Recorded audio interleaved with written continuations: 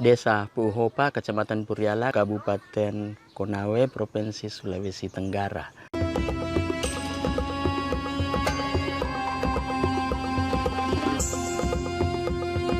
Ini adalah salah satu kolam yang ada di Desa Puhopa. Ini adalah salah satu kolam yang ada di Desa Puhopa. Nah, ini kita mengetes, sudah siap.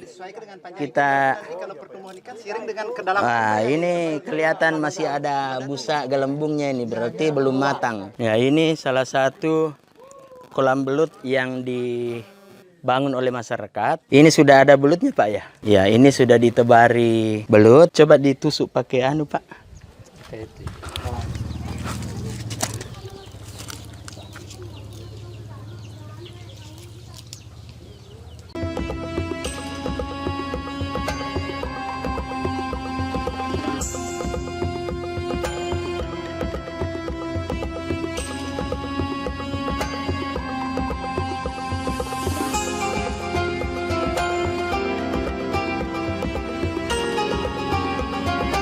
Saya selaku owner kopi belut ini, bahan bakunya itu terdiri dari 4 bahan. Yang pertama kopi lokal, kopi tolaki. Yang kedua akar bunga tunjuk langit, kalau dalam bahasa tolakinya itu akar tandiso. Akar tandiso itu memiliki khasiat untuk revitalisasi. Yang ketiga ada bubuk belutnya. Yang rempah-rempah berikutnya adalah jahe merah.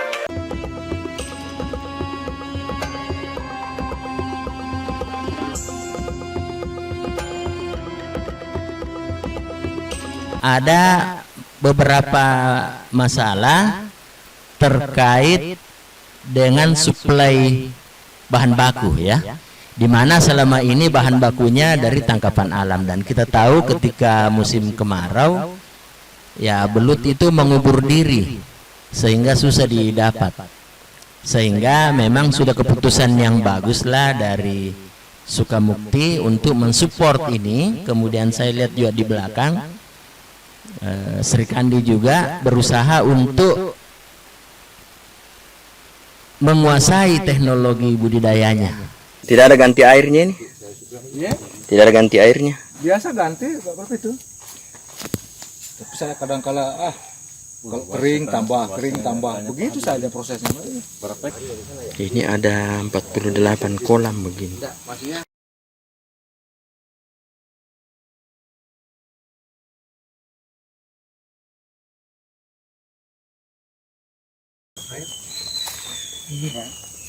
Memang tinggal dikasih masuk lagi nih.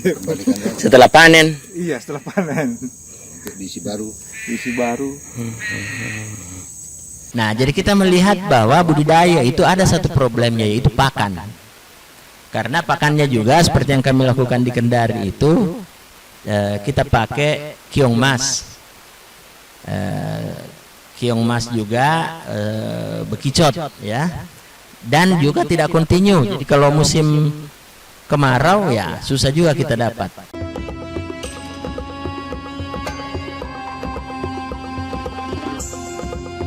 Memperkenalkan black soldier flies, jadi bahasa Inggris ini BSF.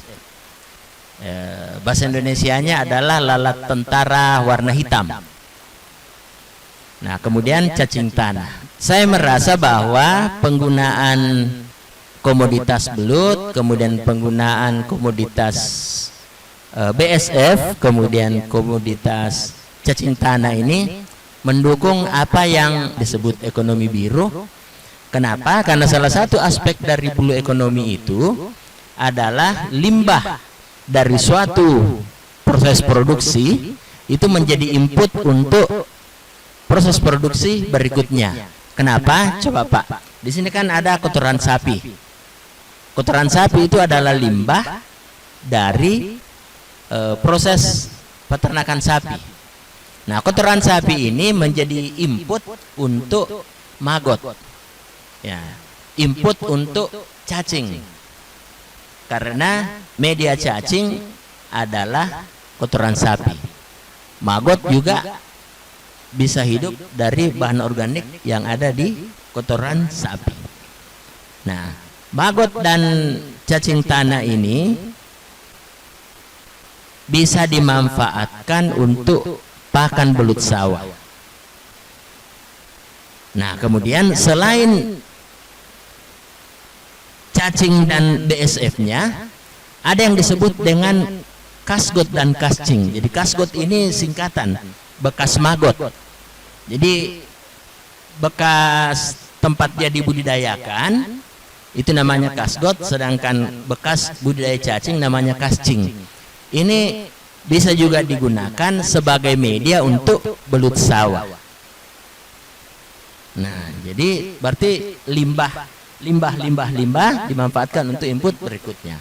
Nah, kemudian belut sawahnya dipanen, bisa untuk kopi belut atau untuk filet.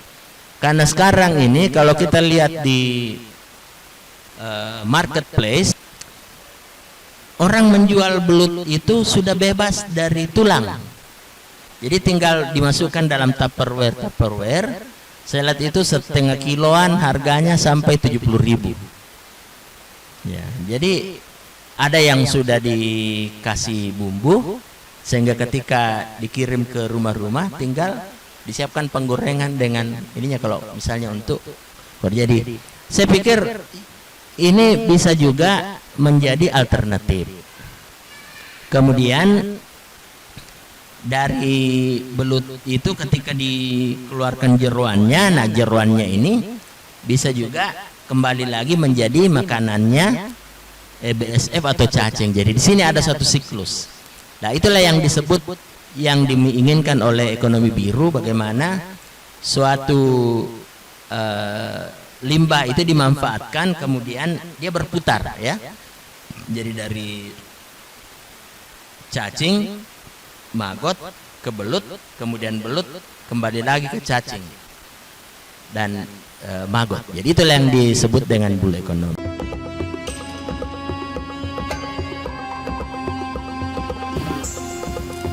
Jadi tujuan kegiatan ini adalah memperkenalkan budidaya BSF dan cacing tanah, di mana tadi manfaatnya ada dua, sebagai pakan dan sebagai medianya itu untuk kasgot dan kascingnya itu sebagai media untuk budidaya belut.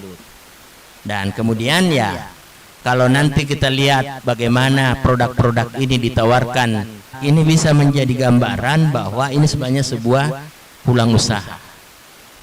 Nah, kemudian introduksi pengolahan maggot BSF untuk dipasarkan.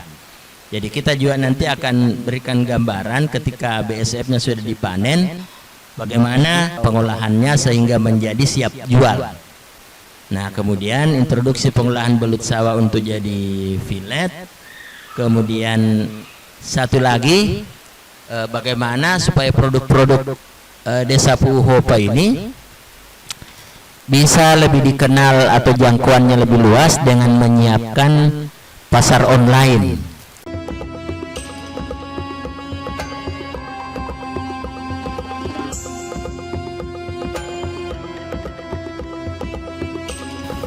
Nah, kemudian ini adalah gambaran singkat tentang apa itu BSF. Jadi BSF itu black soldier flies, itu berumur selama hidupnya itu hanya sekitar 14 hari, ya. Jadi ini kita lihat di sini bahwa selama dia dewasa tidak makan selama hidup. Jadi dia hanya hidup 7 sampai 14 hari. Jadi ini dikenal sebagai lalat paling bersih. Kenapa ya? Apanya yang bisa menyebabkan kotor? Dia hanya tertarik sama bau-bau buah-buahan. Kemudian selama hidup dia tidak makan.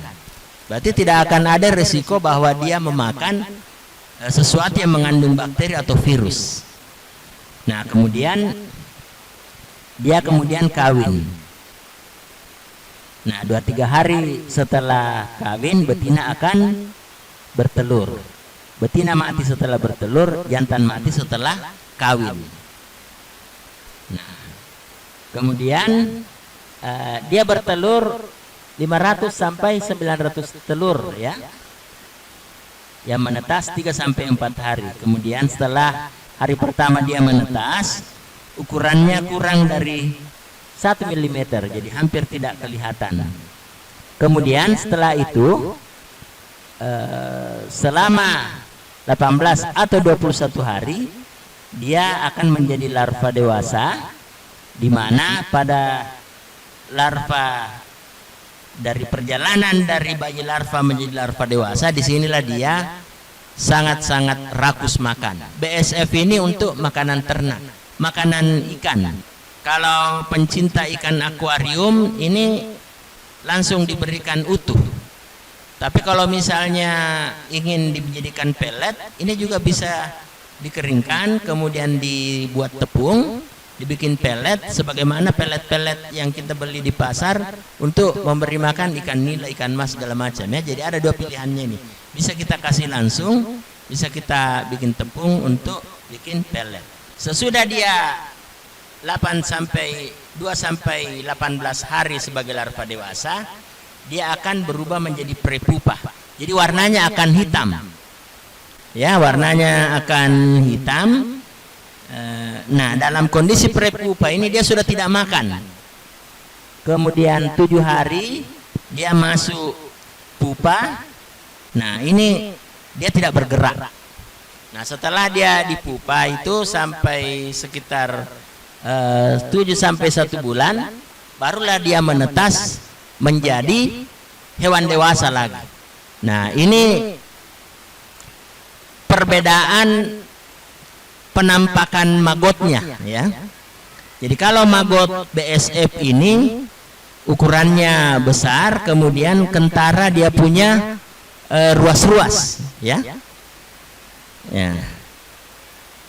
Jadi kalau dibandingkan dengan pupa lalat rumah atau lalat hijau, pupanya lebih besar ya.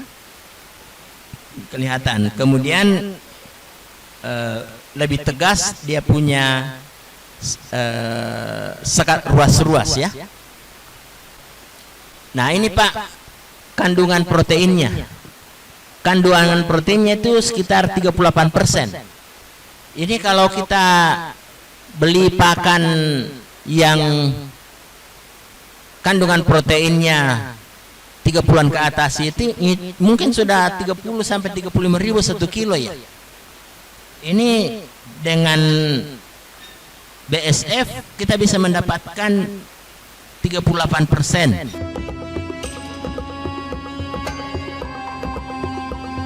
Budidaya BSF ini ada beberapa langkah. Yang pertama adalah memancing BSF.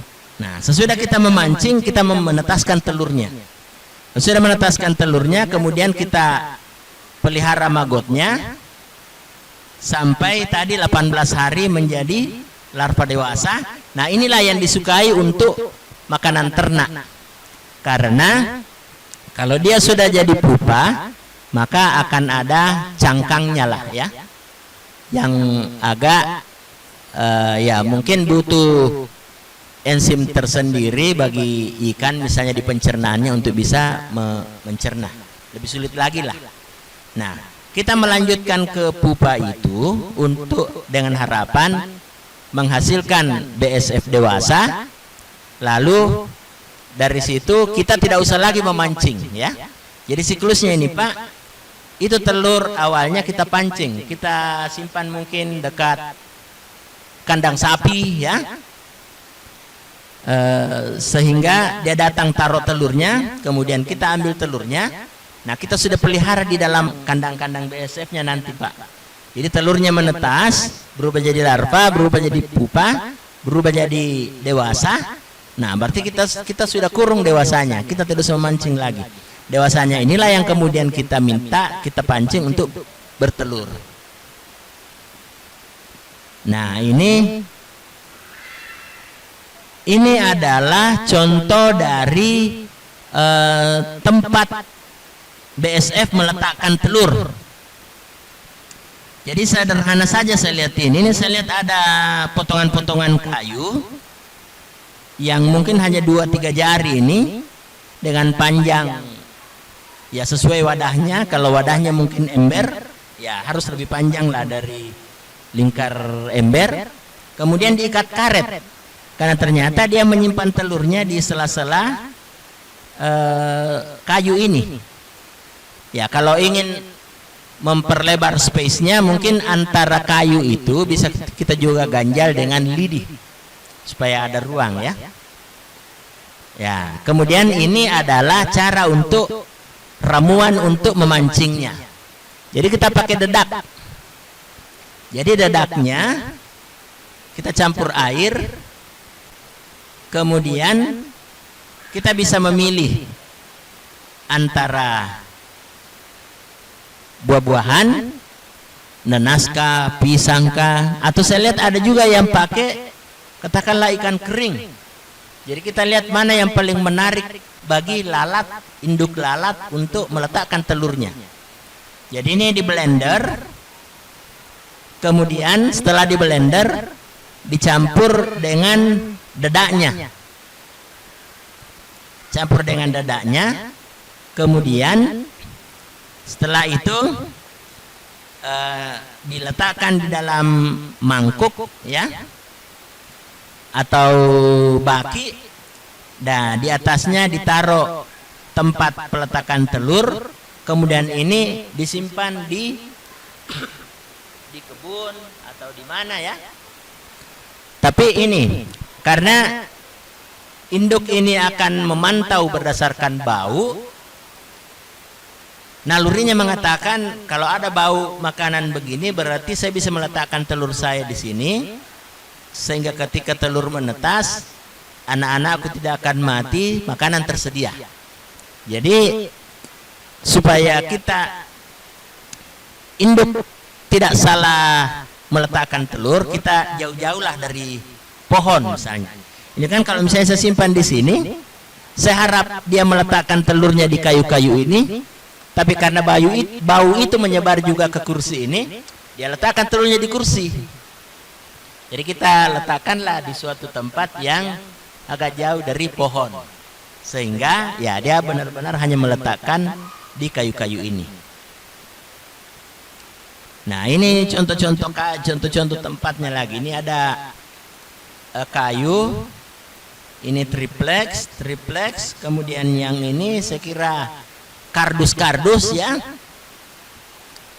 Ya. Yang pokoknya ada suatu tempat untuk meletakkan telurnya, dan ini contoh dia letakkan di atas media. Jadi ini sudah ada makanan di sini. Jadi letakkan di sini sehingga kemudian untuk penetasan telurnya itu kalau kita ingin menyederhanakan ya biarkan saja di sini. Setelah menetas dia akan turun di sini. Nah, ini contoh setelah kita meletakkan pemancingnya, kemudian meletakkan tempat peletakan telurnya di sekitar area yang menghasilkan bau harum, bau yang disukai oleh BSF tadi, kita kemudian membuka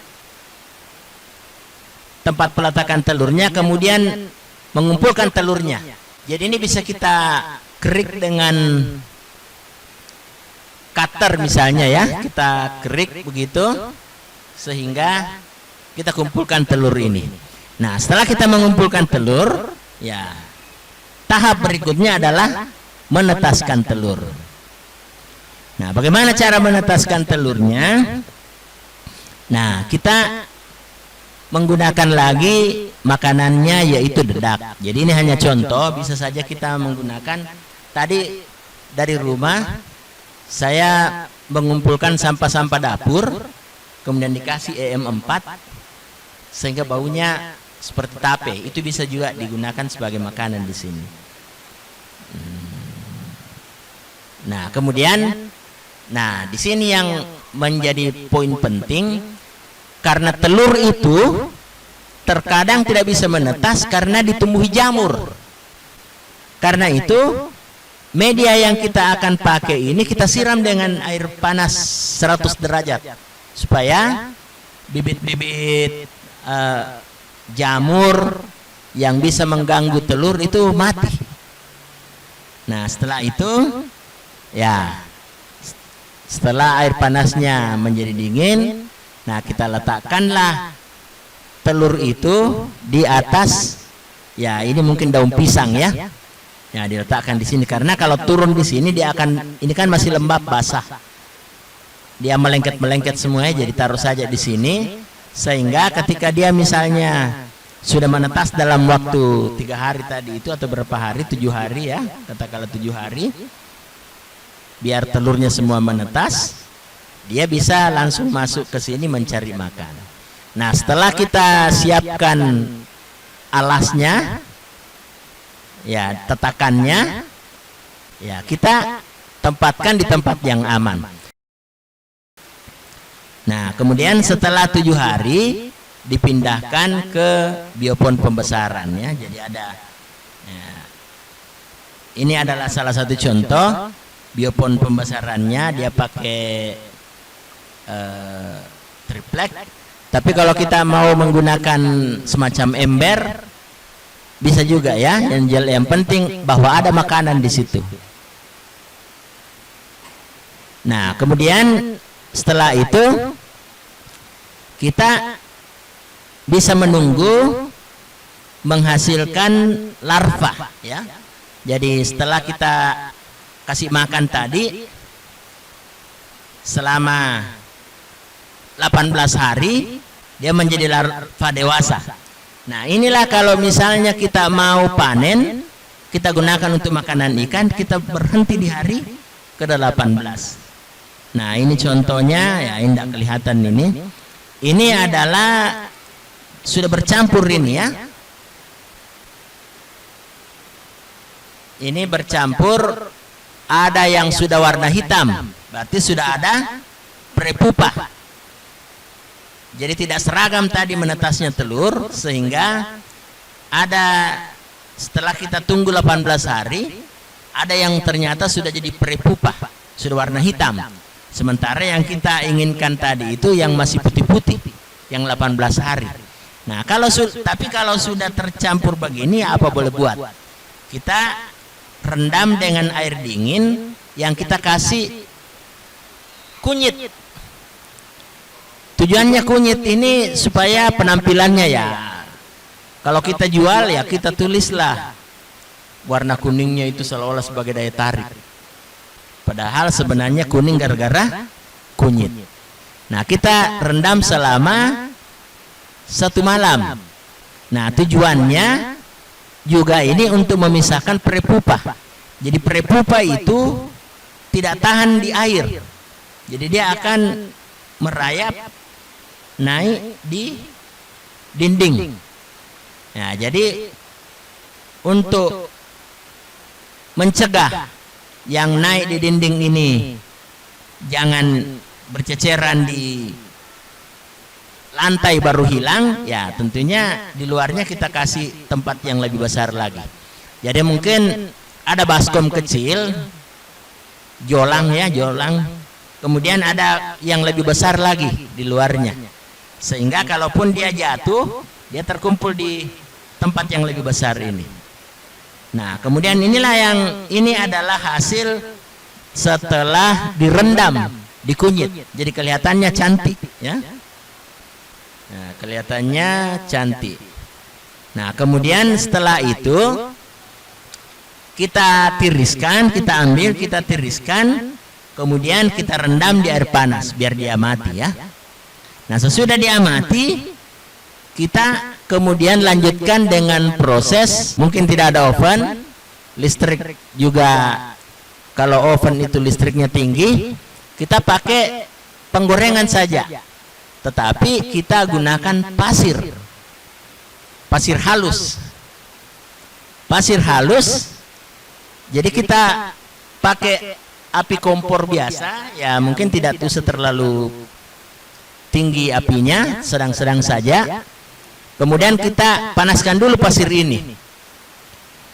Nah, mungkin pasirnya bagus mungkin kalau sudah agak-agak berubah warna ya. Artinya dia sudah panas. Barulah kita masukkan larva tadi. Ya, baru kita aduk. Jadi pemanasannya bukan dari panasnya wajan, tapi panasnya pasir ya.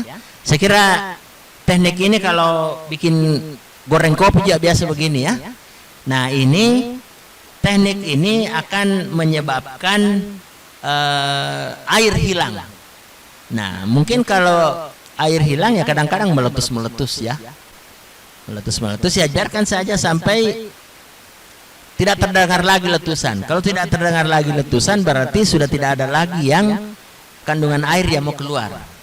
Nah, itu digoreng saja terus sampai sesudah airnya keluar dia akan berada pada kondisi stabil. Ada kemungkinan dia menggembung kembali ya, karena mungkin lemak-lemaknya menjadi panas atau apa. Intinya bahwa yang tadinya kempes gara-gara kehilangan air itu, kalau kita teruskan menggoreng, dia akan kembali ke bentuk semula. Kemudian kita tunggu, kalau sudah tidak ada lagi suara letusan, berarti semua larva itu sudah kering, sudah tidak ada lagi airnya. Nah, dari situlah ya kita pasti pisahkanlah dengan pasirnya lagi ya. Kita ayak, bersihkan pasirnya, saring ya, sehingga kemudian bisa kita jual seperti ini. Nah, kemudian berikutnya adalah memelihara maggot sampai pupa. Nah, kita tadi kalau tidak mau panen karena mungkin masih sedikit jumlahnya, kita ingin melipat gandakan dulu di rumah maggot, ya kita pelihara maggot menjadi pupa. Nah, ini tekniknya ya. Jadi ini adalah contoh permanen di mana kotak-kotak ini dikasih suatu bidang miring supaya memudahkan pupa tadi yang kuat berjalan itu lewat di sini, kemudian terjatuh di selokan-selokan ini. Jadi ini kan suasananya agak lembab, kita kasih air supaya ini lembab. Nah, ternyata kalau dia sudah dalam bentuk pupa, dia tidak suka tempat basah, dia cari tempat kering, maka merayaplah dia ke daerah miring ini, bidang miring ini. Nah, kemudian ya karena jalan terus akhirnya jatuh di sini. Kalau sudah di sini sudah tidak bisa naik karena ini sudah tegak lurus. Kalau dia berusaha merayap jatuh. Nah, sehingga kalau kita ingin memanen ya tinggal ambil yang di sini untuk kita pelihara menjadi BSF dewasa yang akan bertelur lagi di siklus berikutnya. Nah, kalau kita tidak bisa membuat yang seperti tadi, aja yang seperti ini, yang sederhana, 2 ember. Jadi ini juga nanti kalau dia tidak suka basah-basah di sini, cari yang kering, dia akan merayap di sini, merayap keluar, jatuhlah dia di ember besar. Jadi ini pupa tadi tinggal diambil ya. Untuk selanjutnya kita pelihara agar dia menetas menjadi BSF dewasa yang akan bertelur. Nah, ya ini siklusnya. Nah, ini adalah contoh makanannya, sisa sayur, sisa buah ya.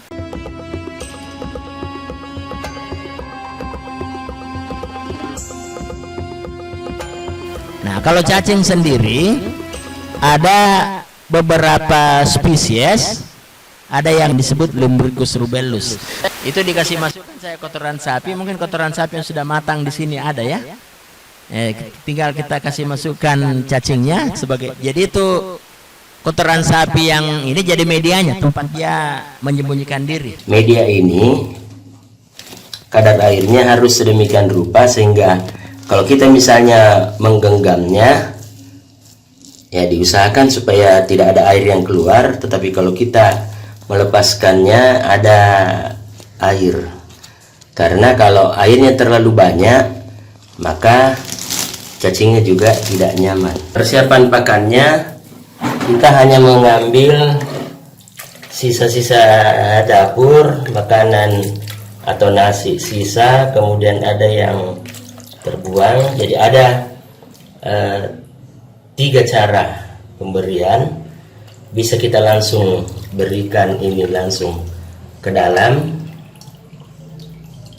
dan ini prosesnya agak lama karena makanan ini harus terurai dulu atau mengalami dulu pembusukan baru dapat dikonsumsi oleh cacing. Cara yang kedua, kita biarkan ini di suatu tempat, kemudian biarkan dia membusuk secara alami dengan adanya bakteri-bakteri pembusuk. Kemudian nanti setelah membusuk diberikan kepada cacing. Ini proses pemanfaatannya oleh cacing menjadi lebih singkat karena ketika dimasukkan dia sudah kondisi yang membusuk. Yang ketiga, kita bisa membantu proses pembusukannya dengan menambahkan fermentor. Fermentor yang biasa kita berikan adalah EM4 yang banyak dijual di toko-toko pertanian. Ini pemberian langsung. Ada plus minusnya. Plusnya ya kita tidak repot-repot lagi melakukan yang lain-lain, langsung masukkan saja. Tetapi ada negatifnya. Dalam proses dekomposisi atau pembusukan ini timbul suhu panas sehingga cacingnya naik, dia manjat di sini, malah ada yang keluar. Dan ternyata setelah saya cek memang medianya agak panas. Bekas medianya, jadi bekas cacing dengan bekas maggot itu, bekas cacing tidak akan ada bau. Artinya apa? Amoniak sudah tidak ada. Nah, ini juga yang hubungannya tadi dengan belut. Belut sawah itu kan harus pakai media lumpur. Dan kita kemarin mengunjungi beberapa kolam, problemnya memang itu adalah menghasilkan media yang bebas dari amoniak. Sementara kalau pakai kotoran sapi tidak mau hilang baunya. Dan itu pasti akan masih membunuh belut. Jadi solusi untuk itu adalah casting. Karena di casting sudah tidak ada amoniak. Kasgot juga demikian. Karena kalau dia mengandung amoniak, lebih duluan mati larva maggotnya, ya. Yang dipaku buntutnya. Kemudian disayat dari punggung ke arah kepala, keluar tulangnya.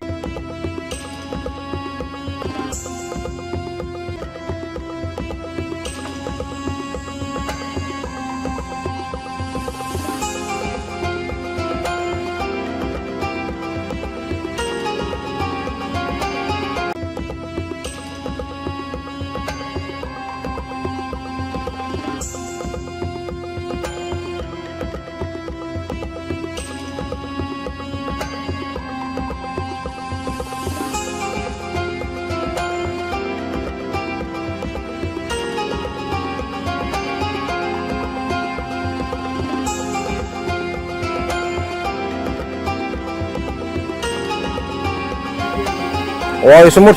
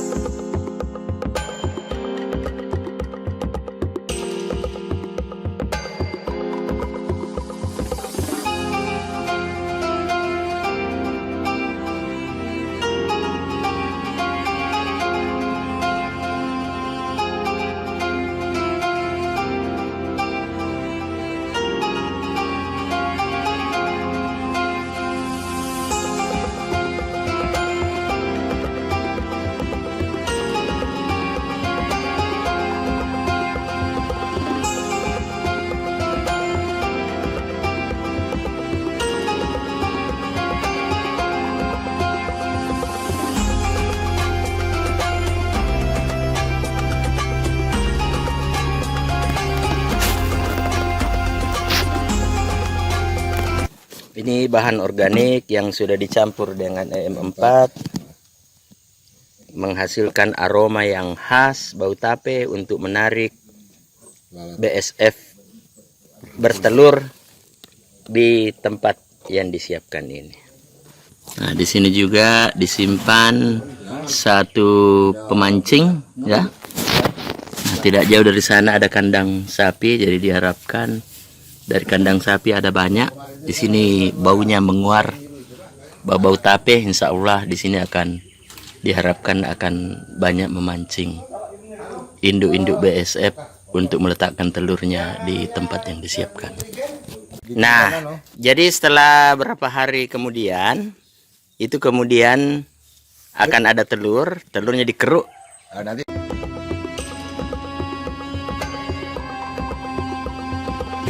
Cacingnya ya mudah-mudahan bisa berkembang, mudah-mudahan bisa menghasilkan anak-anak. Dan